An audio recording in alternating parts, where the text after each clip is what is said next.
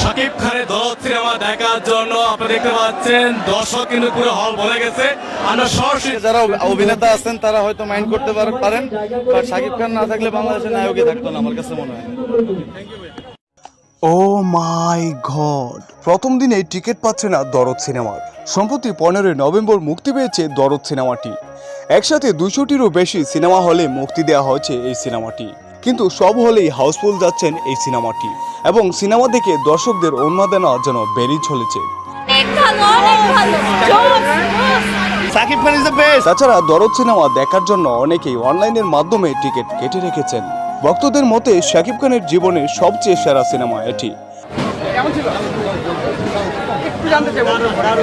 অনেক ভালো ছিল, মানে সাকিবের এখন পর্যন্ত সবচেয়ে বেস্ট আমি মনে করি। Thank you. জানা যায় আর মাত্র 2 দিন পর ইন্ডিয়াতে মুক্তি দেওয়া হবে দরদ সিনেমাটি। এরপর কানাডা, অস্ট্রেলিয়া, দুবাই সহ আরো বিভিন্ন দেশে মুক্তি দেওয়া হবে এই সিনেমাটি। এদিকে দরদ মুক্তির পর অনন্য মামুনকে পাগল করে চালেন ভক্তরা। তাছাড়া ঈদ ছাড়াই সিনেমা হলে এত দর্শক দেখে ভীষণ খুশি হলেন হল মালিকরা। জানা যায় প্রিয়তমা, রাজকুমার ও তুফানের চেয়ে ব্যবসা সফল হবে এই সিনেমা দিয়ে। এরপর শাকিব খানের বরবাদের পালা। তাছাড়া বরবাদে মুম্বাইয়ের শুটিং শেষ করেছেন শাকিব খান। তো ভিউয়ার্স, আজকে এই পর্যন্তই। যদি শাকিব খানকে ভালোবেসে থাকেন এবং শাকিব খানের সকল ভিডিও পেতে চান তাহলে অবশ্যই চ্যানেলটি সাবস্ক্রাইব এবং লাইক দিয়ে রাখবেন। ধন্যবাদ।